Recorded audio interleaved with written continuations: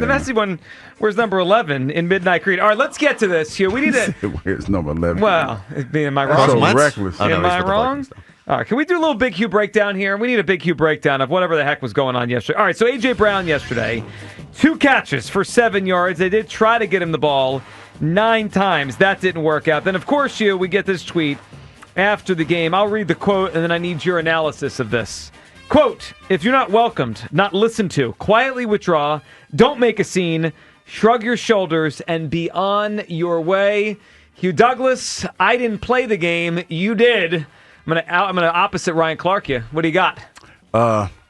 We knew this was going to happen. Mm-hmm. We knew that if we didn't get A.J. Brown involved in this offense, that this would somewhat be a problem. It's unfortunate that it's going the route that it's gone. I kind of feel his pain a little bit because we know who we're dealing with, as far as the athlete, the man, and where he sees himself. He's a dominant player. Now, I think throughout all this, there's a lot going on with this, and there's a lot that we don't know because I look back at last week against the Rams. He looked the same to me. But I will say that listening to pundits, especially pundits that have played the game, I don't know what to think when it comes to A.J. Brown. I was listening to Jason Avant the other day. Well, yesterday, I should say.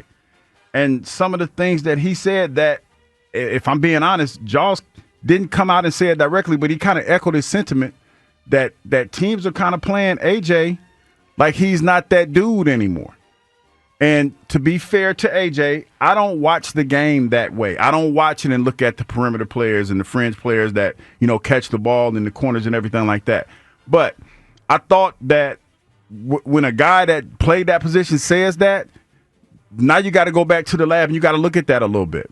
So I will definitely be watching the game differently this weekend. All right, so what do you make of what A.J. is saying here? The body of what he's saying, the spirit. He's frustrated. Okay. He's frustrated, Joe. He's frustrated because this is why I'm kind of torn with what I've heard.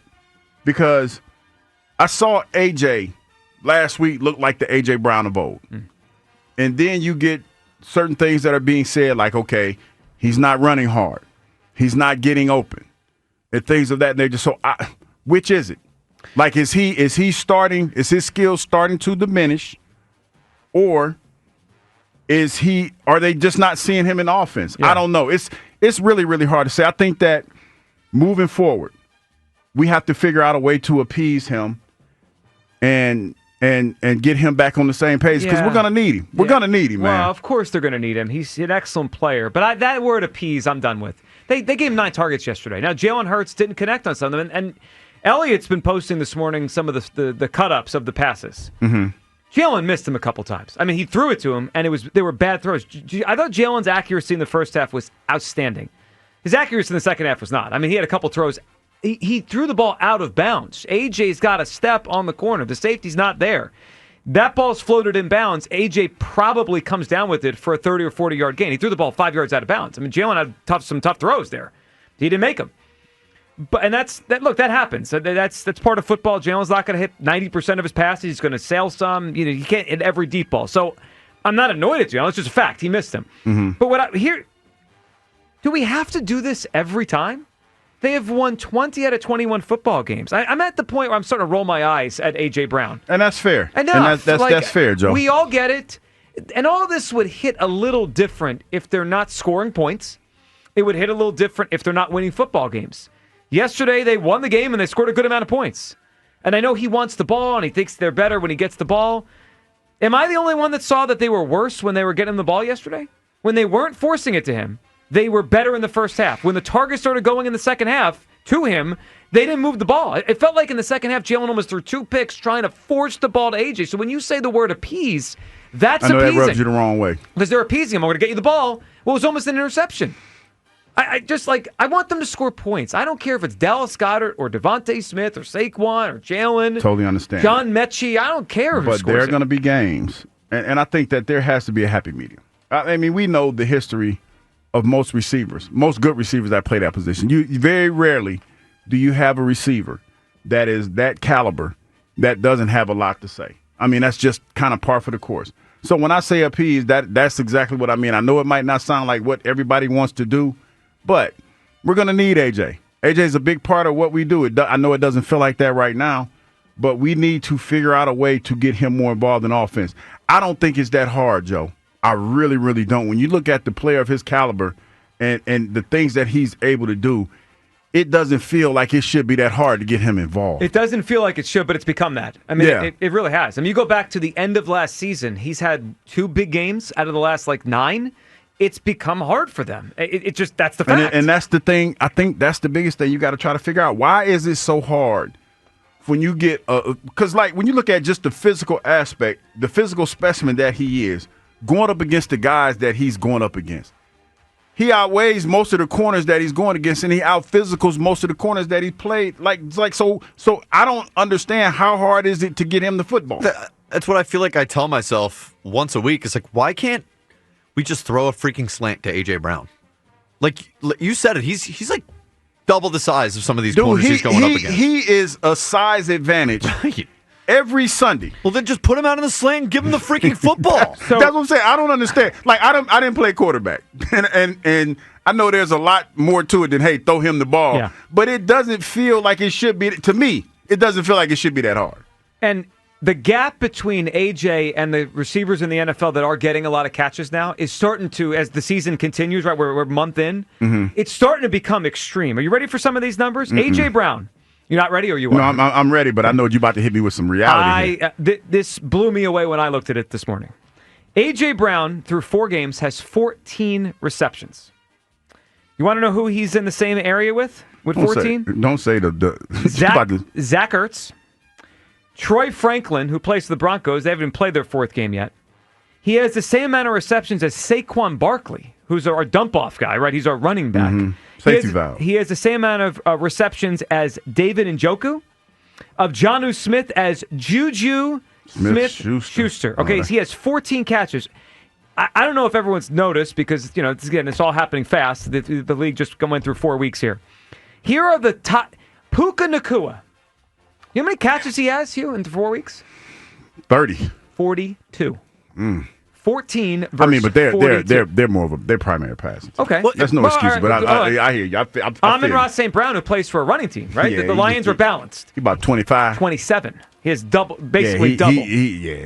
Something's going on. It's like what I brought up a few weeks ago. Like, why does AJ and Jalen not have that same rapport that Stafford had with Kupp, that he has with Puka right now, that Aaron Rodgers had with Devontae Adams? Like, this St. Brown and Goff, yeah. Yeah, like they should be doing this stuff in their sleep by now. I agree, and for some reason they can't. I want him to I want him to make splash plays too. We all do. He's a great receiver and has had an incredible run as an Eagle.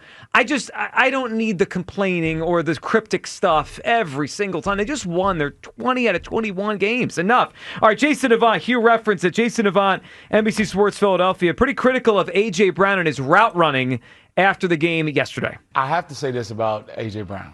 Is that A.J. Brown is being played like a receiver that can't run anymore.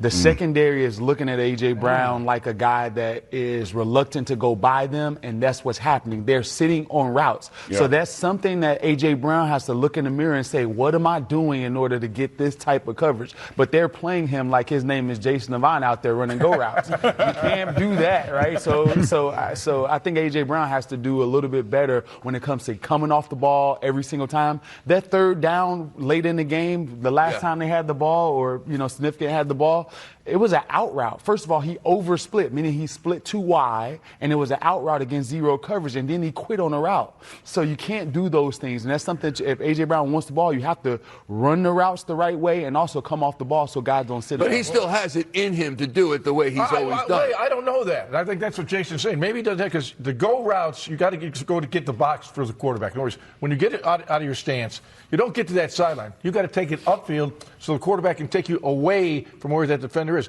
The balls he was throwing deep.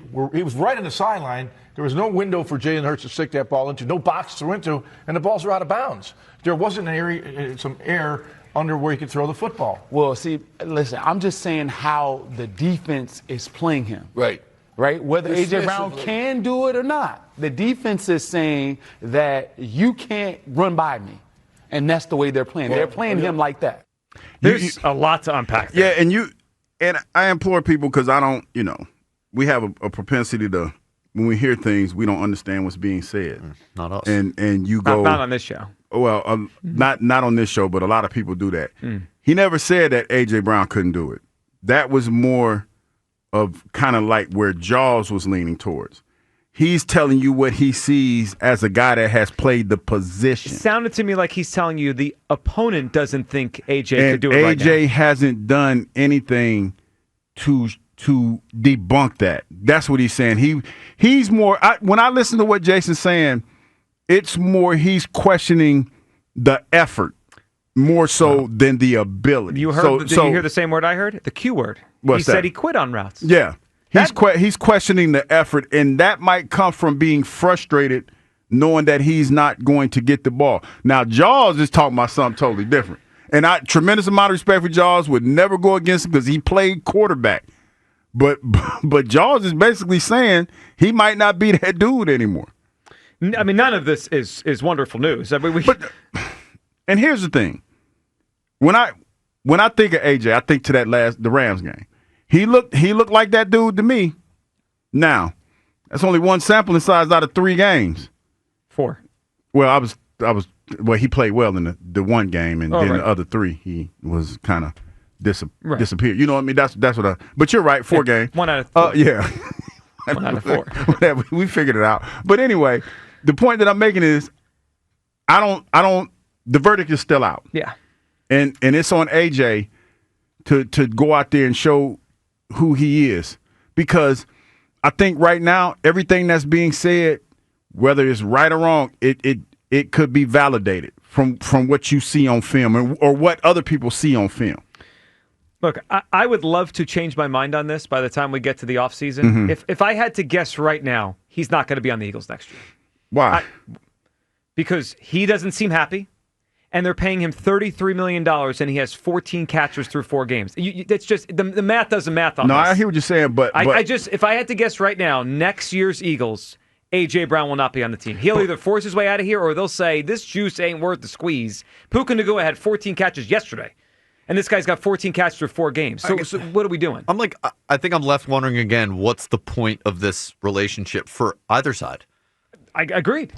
I think it's some, there's like the mutual parting of the ways. Like they'll go to him and they'll say, I don't know if this is working anymore. And he'll say, it's obviously not working anymore. Let's all move on. Like unless something changes in the next X amount of weeks. And it's not about wins and losses. They win anyway.